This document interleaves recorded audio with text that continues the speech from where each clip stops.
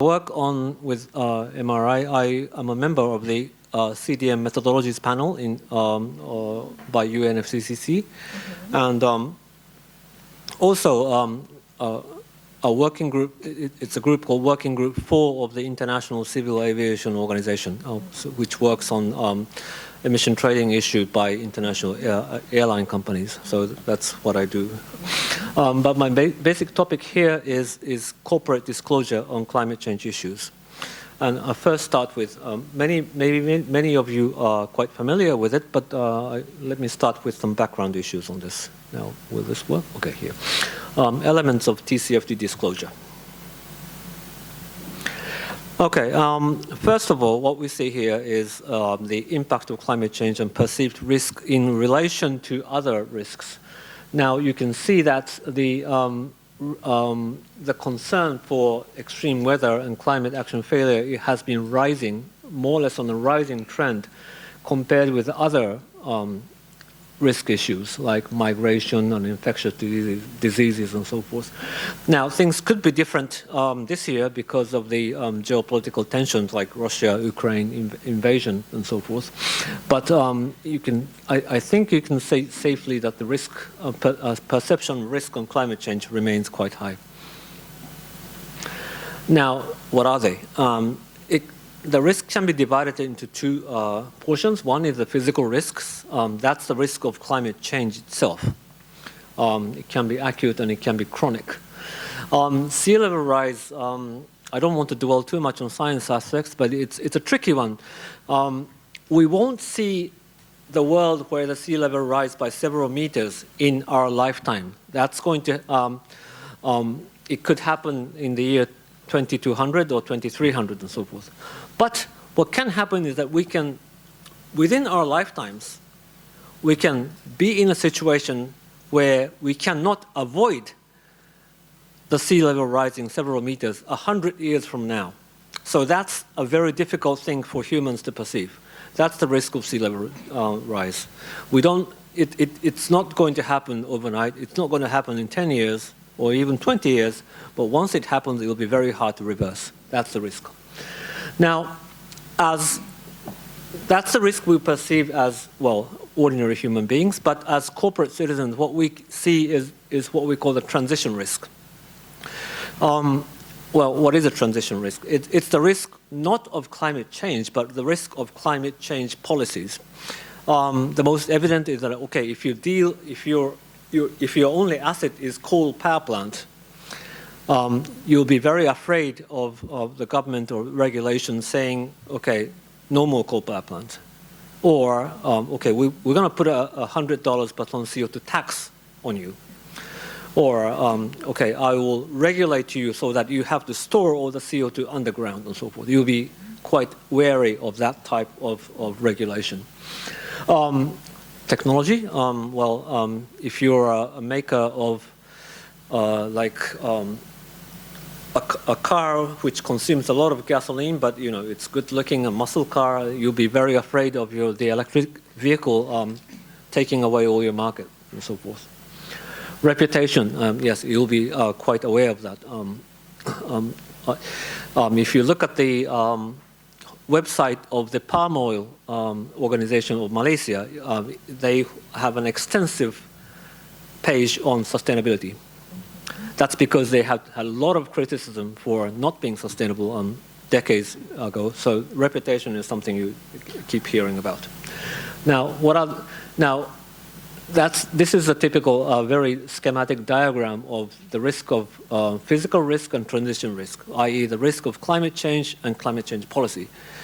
If you don't act on anything, the temperature rise could be quite high, and there will be some risk, physical risks, climate change, and it could affect first, for the case of Thailand, could affect on agricultural productions or maybe some human well-being.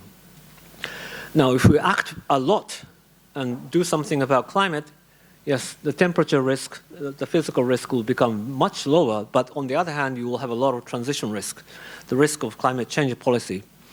What's going to happen to your asset which consumes a lot of fossil fuel and so forth.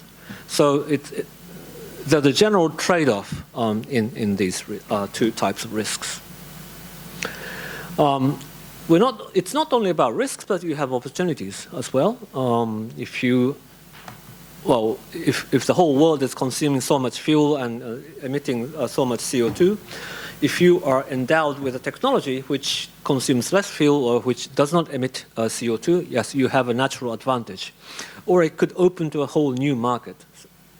So it's not only about risks, but it's also about opportunities. And now this is very hard diagram to imagine.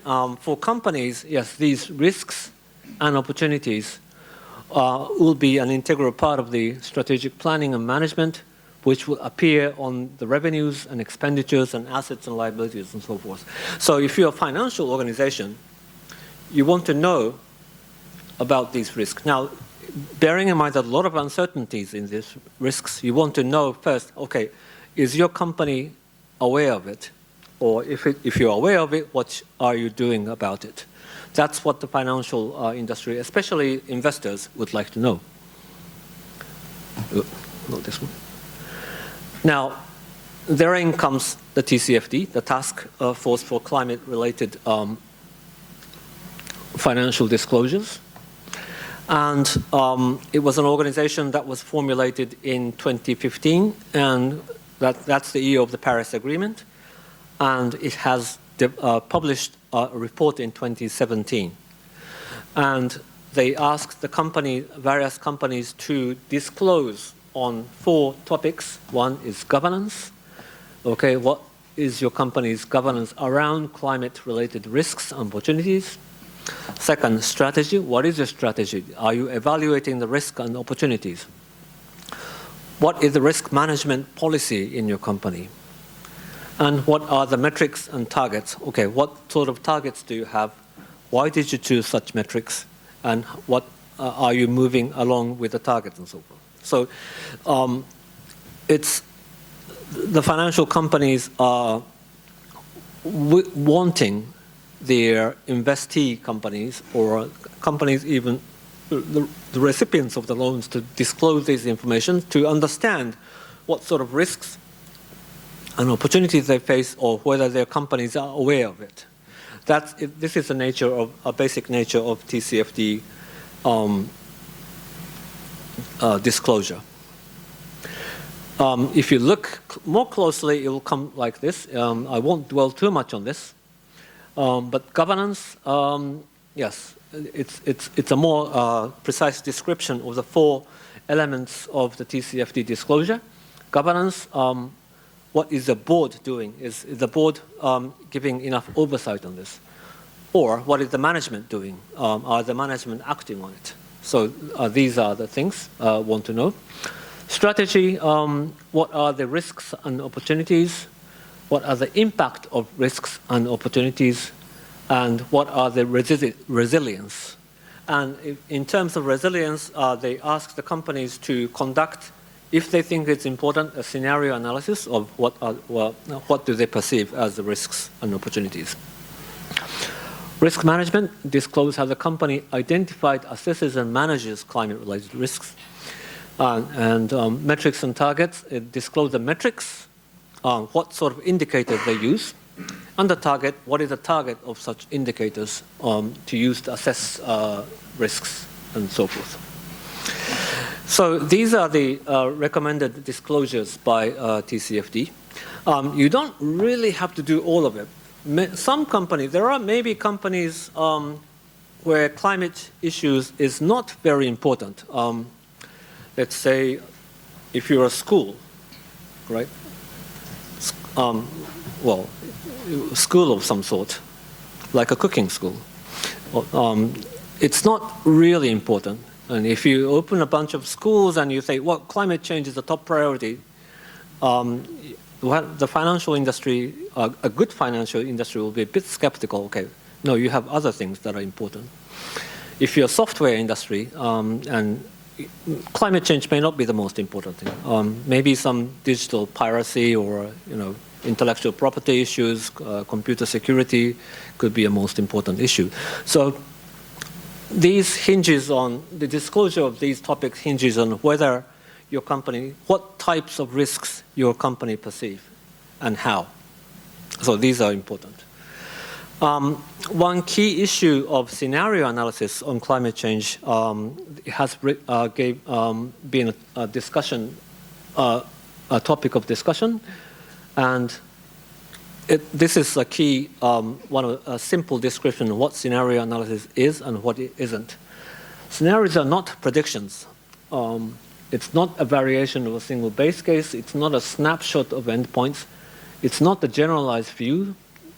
It's not the product of outside futurists. So it's not something that is given outside from this. Look, the future looks like this. It's more like a description of alternative plausible futures, what could happen in the future. What could happen, and it offers a significant different views of the future. It's not a snapshot, but it's a movie. It's not specific. It's more like a specific decision-focused view. If you do this, this will happen. If you do that, that will happen. And it's a product of management insight and perceptions. So the scenario analysis, to have the scenario analysis, you may employ some outside experts, but it's more like what your company decides for yourself. Okay, what you think the future might look like if you do this, or if you don't do this, or if you do that. So it really tests whether your company is giving enough thoughts about it. So that's the most important thing about scenario analysis. Okay, enough about TCFD. Now, TCFD has almost finished its work by this year, and it'll be, the work of TCFD will be absorbed in the IFRS, International Finance, I forgot the abbreviation, International Financial Reporting. Any person familiar with corporate accounting will know the name IFRS, which formulates standards for international financial reporting. Now, they have published just in late June, after a couple of years of work, they have published a new standard on sustainability. First, they have published two standards. One is called general requirements, and another one is called climate-related disclosures. And climate-related disclosures is based on TCFD. So this means that every company who wants to do business on an international field would do good to follow the disclosure recommendation according to TCFD, governance, strategy, risk management, metrics and targets. Now, if you look at the IFRS standard, it could, and it's published and online, it looks a bit intimidating. It seems precise, and whereas TCFD is a recommendation, IFRS is it looks as though it's mandatory. It uses the shall language. The company shall disclose this and that, and it's very specific on many aspects. However, if you look closely, it inquires what is material, what is important for a company. Let's say there's a paragraph that information is material, important, if omitting, misstating, obscuring will influence decisions of the primary users. Primary users mean investors. So if the company thinks, okay, if I don't disclose this, it's going to affect the decision of investors, yes, it's material information. Second, and this could be the most important paragraph of this new regulation, an entity need not disclose information otherwise required if the information is not material. So if you don't think it's important, you don't have to disclose it. After saying, okay, you shall disclose this, disclose that, it has this paragraph that, okay, if the information is not material, if the information is not important, you don't have to disclose it. So the new regulation, or the IFRS standard, is like a test to the company. Okay, are you really thinking about it? And if so, how? If you don't think it's important, you have to at least be able to describe, okay, why you think it's not important, right? Maybe if you're a service industry, if you're a software company, okay, said, okay, we don't consume a lot of energy, our software doesn't have to do, we make like video game software, The climate change is not very important. We have other things to worry about. Fine, maybe fine. But if you own a series of like, I don't know, coal-based power plants or heavy oil boilers, and you say, well, climate change is not important, nothing happens, then the financial corporation may get a bit worried about. Let's say in the future, when the government imposes like a carbon tax, maybe your assets will become obsolete, or maybe your assets become, in the word, stranded. You cannot be able to sell. So that's what a financial industry is worried about. Now, is there a case for enhanced climate-related disclosure in Thailand? I have to confess I don't know a lot about Thailand, but obviously you know a lot more, so correct me if I'm wrong. And TCFD in Thailand, as far as I understand, the Stock Exchange Commission is leading the adoption of the TCFD framework. So through various guidelines and so forth. So yes, the SEC, the Stock Exchange Commission, has, I think it has a viable interest. If you disclose adequately, yes, it will lead to corporate value creation of companies in Thailand in the international arena. So yes, it's quite natural for SEC to be very interested in it. Now, should companies be interested? Yes, and this is the one of the graph. Not only the risk, but the change in the perception of risk need to be closely monitored and evaluated. Physical risks, yes, there was we also all know that there was a flood in 2011, I think, or there was a drought in 2016. Now, if you're a company, and let's say your office, okay, our place is quite flood prone. We are resistant about it. We don't have to worry about it. That's fine. And if you think like that, then it will serve you good if you disclose why you think your company is resilient and so forth. In Japan, many companies have like a natural disaster prevention policy and so forth. And there are I think many of them are quite confident. But if you look at the global database which is a generalized, which offers only a generalized figure, like on the elevation and rainfall and disasters and so forth, Japan appears as a very vulnerable country. We have a lot of typhoons, and our rivers are steep, so we have floods and so forth. So in the eyes of international investors, company with factories in Japan could look very vulnerable, even though on a corporate level you have done all you can do and be resistant. Similar things with Thailand. If you are a reputable company, chances are that you have taken the necessary measures. And yes, if you have taken the necessary measures, it will be good for you to disclose. Okay, you have done this and that and that, because for the international financial investors to understand. On to the transition risks. And here, the issue of governance and risk management becomes important, because in 2020, Thailand has published an initial agreement under commitment under the Paris Agreement, which said 20 to 5% reduction from business as usual by 2030.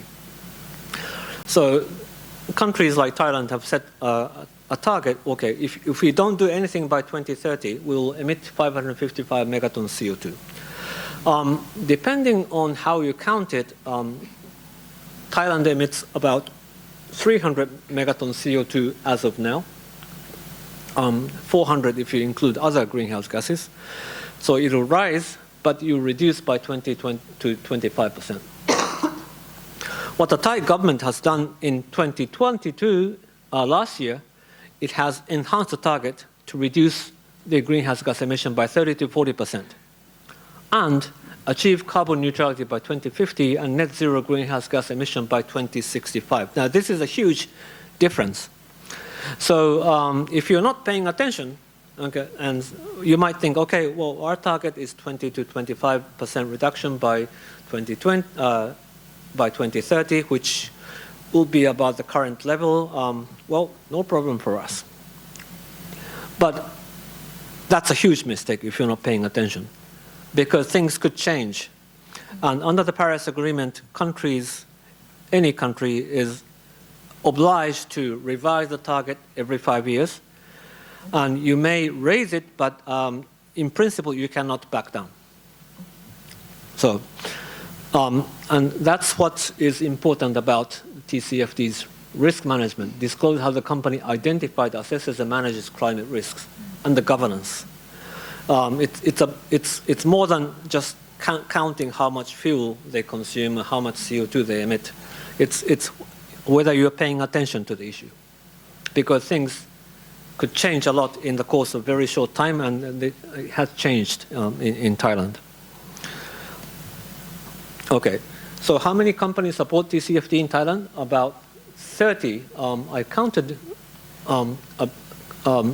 maybe has risen a bit more as of now. 6 months ago, it was about 27.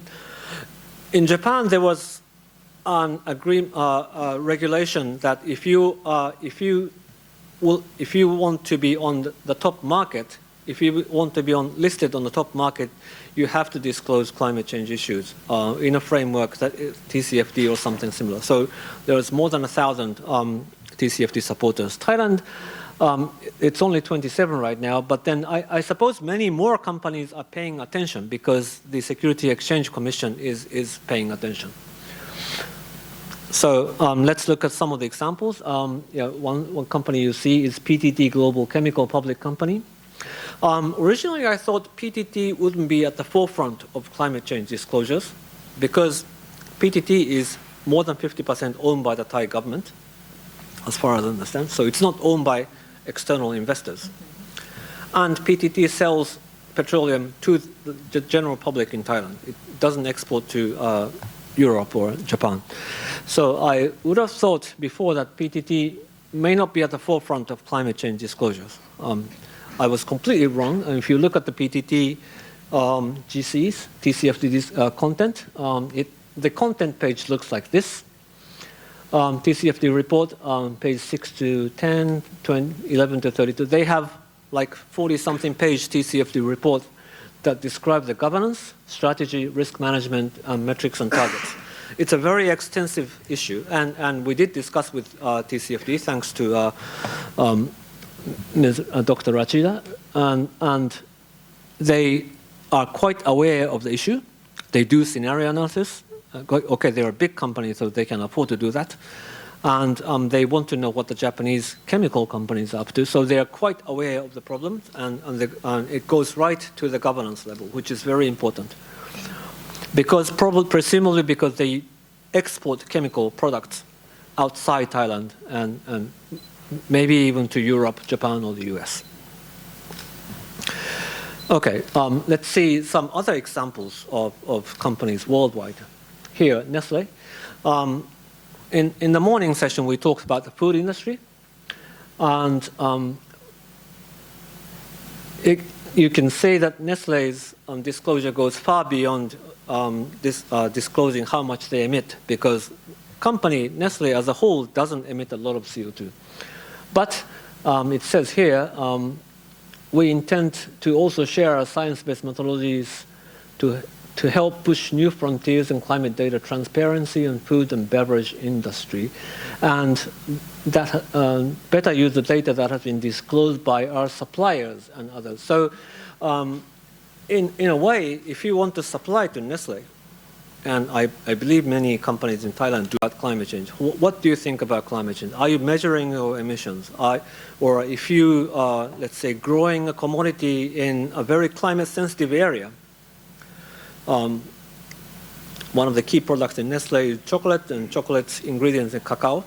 And I'm not sure if Thailand produces cacao, but it's produced in some areas which are very climate-sensitive commodity, right? If the climate changes, the production of cacao may change hugely, and Nestle is acutely aware of that. Another example, Unilever, which could be and I wouldn't be surprised, now this is a global company, I'm sure it has offices in Thailand. I wouldn't be surprised if there are a lot of suppliers, companies in Thailand who supply to Unilever. We believe this can be greenhouse gas footprints can be achieved through a combination of R&D, supplier selection.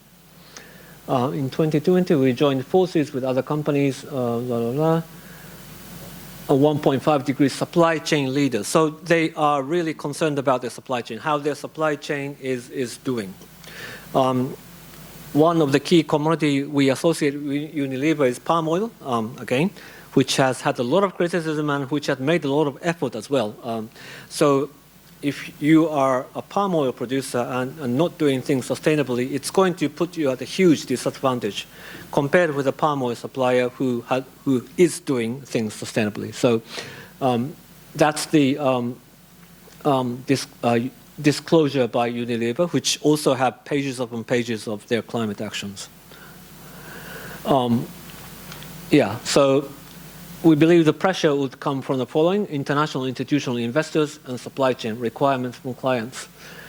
This is Volvo. They also have supplier management program, and I believe Thailand is home to quite a large number of automobile industry and automobile parts industry, and again, many companies, leading companies in Thailand may supply to Volvo and so forth.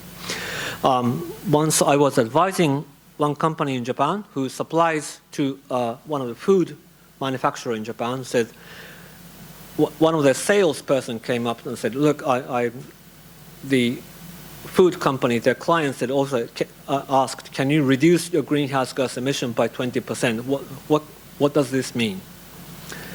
And I told them, okay, if you look at their integrated report, it said that they have their own target to reduce greenhouse gas emission by 20%. It's written there already. You should know, you should have seen this coming. Right, because what they have been doing is going to soon move over to the supply chain as well. If you look at your potential clients, if you look at what your potential clients or your investors are doing, I think the writing is already on the wall. Okay, and again, this is of Mercedes-Benz. The company's procurement department work with around 2,000 direct suppliers to make supply chain CO2 neutral, something. So, yeah, if you're supplying to Mercedes-Benz, yes, you should worry about it. You should think about it at all. So, what will be the future trends? Disclosures. Yes, climate-related disclosure information has triggered a major trend for corporate disclosure of non-financial information. But the road doesn't stop here. It's going to be more than that. Other environmental issues and other societal issues. Human rights, I think there's one standard disclosure standards being developed in Europe, which could be more controversial than climate change because human rights issues quite differ by country. And and governance like anti-corruption and so forth. And implementation of such disclosure will follow the standards set by TCFD and now IFRS. And companies sector that should take note are export-oriented companies and companies with significant exposure to European asset owners. And close cooperation between environment and IR and customer relations procurement desirable. So, we constantly advise in Japan companies you should discuss among yourselves with the investor relation department, sustainability department, and your whoever deals with your client directly with the clients, because this is going to affect the company in a fairly significant way. So what we have, that's the corporate disclosure part, and now on to what we have done, a consortium approach. This is from this person who we know very well, and his presentation. Now, what we have done is that from the Ministry of Economy, Trade and Industry Japan, we have been awarded a program. I think it's been running 5 years in a row to provide a forum for companies and financial institutions which support TCFD recommendation to work together and promote efforts to discuss what is corporate disclosure on climate, what it means. And since then, we have, among the more than 1,000 TCFD supporters, roughly 60%, two-thirds are consortium members.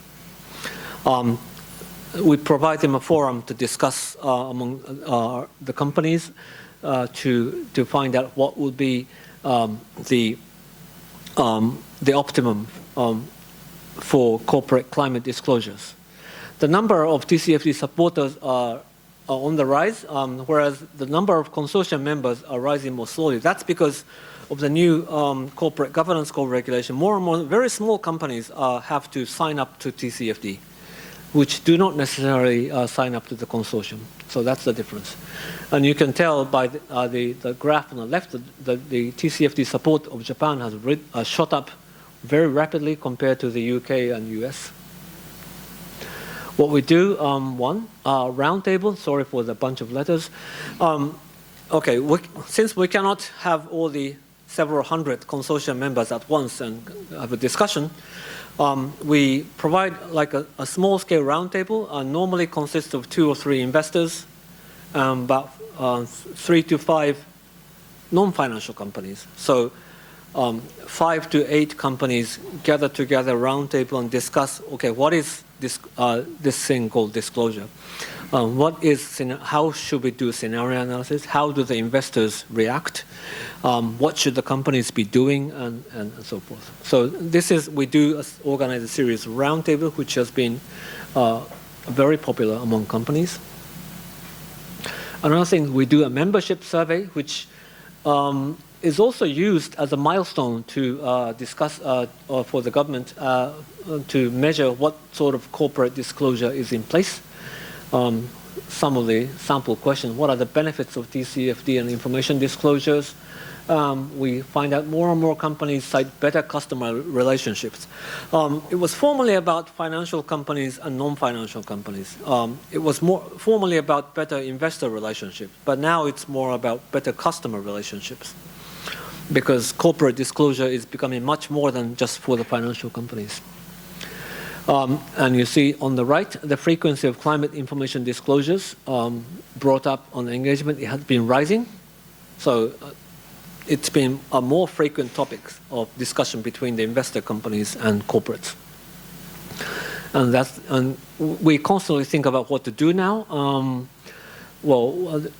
It's to prepare ourselves for the uncertain futures. To members, we want to elevate our activity. To non-members, we want to reach out and serve as a voice for international cooperation. What we think of whatever new regulation that comes up. And this is a bit of a promotional part on MRI's climate disclosure consulting. And we also cater to companies who are considering supporting TCFD on an entry level. On the second one is we also serve to consult companies who want to elevate the standards of climate disclosure. But what we want to do most is the bottom, the value creation. We do not really advocate what we call disclosure for the sake of disclosure. Some companies may want to have like very fancy looking corporate reports and be done with it. Some companies to whom climate change shouldn't be so important compared with other issues may want to have a nice looking corporate report because TCFD has been a big issue. We tend not to support or consult these companies. We want to be a genuine helping hand for corporate value creation. And this is too precise to read, but this is how we do corporate consulting. First, we do the general consulting on optimum efficient response process, and we think about how to do TCFD disclosure step by step and so forth. Okay, example service. Along with TCFD, or before companies think about climate disclosure, what we often do is a materiality assessment okay, what is exactly important for the companies? Remember from the first, the earlier part of the presentation, even the new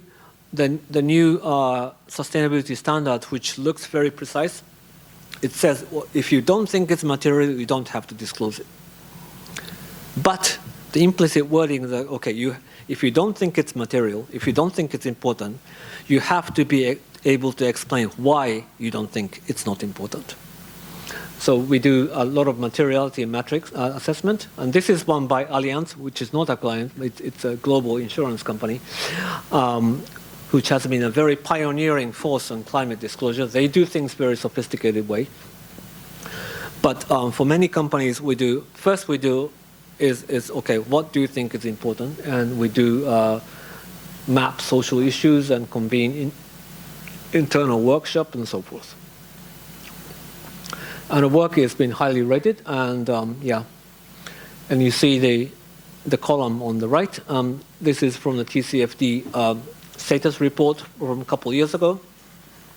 The Japan TCFD consortium achieved measurable success, something. So I believe some of work has been quite worthwhile. And this is some of our track records. Okay, thank you. That's our presentation. I hope Perfect. It's been good timing. Perfect. Thank you. Thank you very much. We'll be open to Yamaguchi-san. questions. Any questions? No question? Please. I have one question. I think according to your presentations, thank you so much for your presentation. It's very informative.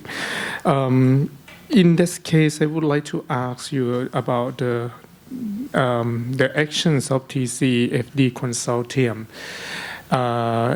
For the government sectors, do you have any supporting scheme or any subsidy for the private sector to get to make TCFD report, or some kinds of create some benefits for the private company who do the TFC report on the market? It's really appreciate if you could share this matter.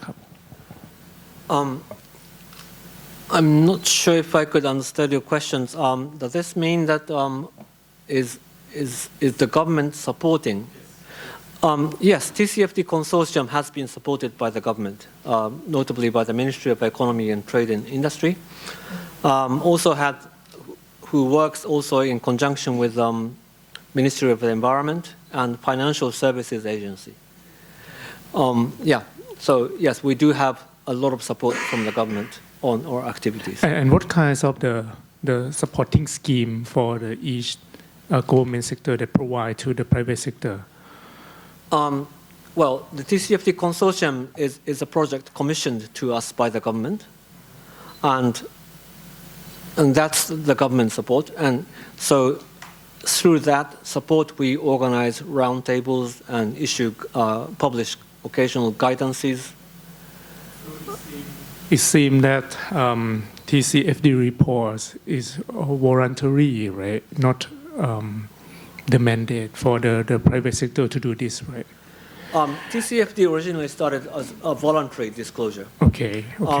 Many countries have a mandatory disclosure regulation, many in Europe. In Japan, I would say it's almost mandatory because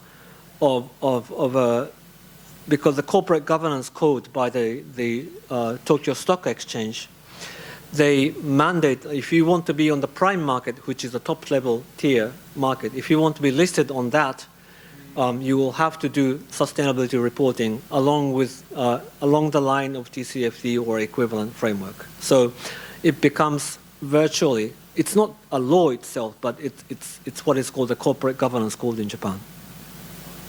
I ask this question because I think in Thailand we also face the same problem that private sector did not see the benefit that they would like to reach the green standard. One thing that Thailand have the incentive for the private sector who invest the green solution in their production, certainly that. But I think it's not enough if you would like to think about the green solution to be more the business opportunities. So this is the key, the challenge, issue that Thai government would like to solve. And EC also will be setting like the incentive scheme to support the private sector can get more, for example, the green finance to support them to invest a green solution, for example. So that's why from Thai side, maybe we have to study more from the case studies in Japan and to implement in Thailand. I would like to share some point. In Thailand, as you mentioned, that the private sector who have the big companies, they can reach their green solution in terms of the scope 1 and scope 2. Currently, Thailand, we're facing about the problem how to increase the number of scope 3 to get more the green standards. So what are the key challenges in Thailand? Yeah, that's scope 3 is always a very difficult question. And first you have to start with some existing database, which could be uncertain and so forth. But I suppose, well, you're gradually entering an era where your clients ask you about, okay, how much are you emitting, and how much are your upstream emissions, and what are your key upstream emissions, because they want to know. If you are a supplier for the food industry, they or even company like Nestle, Unilever, or Japanese Kirin or Suntory, they will probably ask you about, okay, what is your CO2 emission? If you don't know, are you doing anything about trying to find out, and so forth. And they themselves are, I would suppose they are subjected by like a supermarket chain or individual customers who also have their scope 3 target. And so,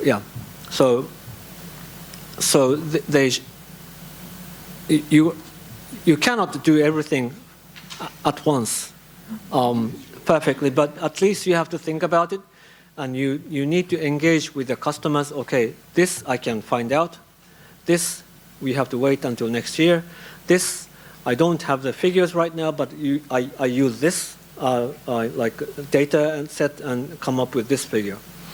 And I believe it's a constant exchange, right? Not many companies in a position to say, okay, if you're emitting CO2, we won't deal with you. I don't think it's going to happen, because at least in a very short time, because that's going to affect the client company as well. But whoever reduces or whoever analyzes the risks or opportunities is going to have an advantage. Thank you. อาจารย์ฟ้ามีคำถาม I also agree that in the scope 3 it will affect to the all supplier, but all the main company should try to make something like transition. This another problem is the transparency of data. I think this is the point of view from many of the ministry, especially from Ministry of Energy. We have to forecast that how the customer needs the green energy, right? Especially in EEC area, they have like independent, they have their own choice to select the green energy, right? So that is also another opportunity for private sector, that they can provide clean electricity to the private sector. But that just only scope 2, right? But the other company face a big problem of the emission in the scope 3. So, but I understand more that the company should like balance or trade off that how they can invest and how the emission of each product the customer is need, right? If I can understand your question right, if you really have to sort of begin to understand what your supply chain is and how they consume fuel, emit CO2, or in the case of possibly with food industry, deal with the possibility of climate change, like a temperature change and so forth. In Japan, what is happening right now is many companies want to have this zero target, and scope 2 is one of the first tasks to do. In Japan, so that's why in Japan many companies are purchasing renewable energy certificate. But some of the international companies in Japan have offices worldwide or factories in countries which don't have certificates. What to do with that is an issue. When the Japanese government first introduced a certificate, zero emission certificate issue, many companies said, okay, zero emission certificate is not sufficient. We need a renewable certificate with tracking features, where we need certificate which we can tell which power plant has generated that bit of electricity. And that voice changed the system of certificates in Japan, and so that's how strong it is. The corporate demands for renewable energy certificate changed how the system is governed. Hope I answered this question. เชิญค่ะ Yeah, I really like to support your idea because we have been talked to Denso before. It's a big company in Japan, Yeah. right? And they need really support in reducing of the scope 2. And it's like mother company have to reduce all the supply chain in all the other country that Denso have the infrastructure or something like that. But they doesn't have like solution. They just say that solar rooftop is enough, something like that. But there are more options of energy business, right? Yeah. For example. Well, you talked about Denso, and I believe automobile industry has been at the forefront because there is a huge corporate reputation at stake, and I think many of the supply chain issues started from companies like Volkswagen or Mercedes-Benz, European car companies. And then it moved on to the part supplier like Bosch in Germany or Denso in Japan, which supplies to these companies. So they are under pressure to, I think Denso is one of the earliest companies in Japan to have a carbon neutral target, and that's because their clients demand that. And I think it started from the car industry and then moved on and to the food industry too.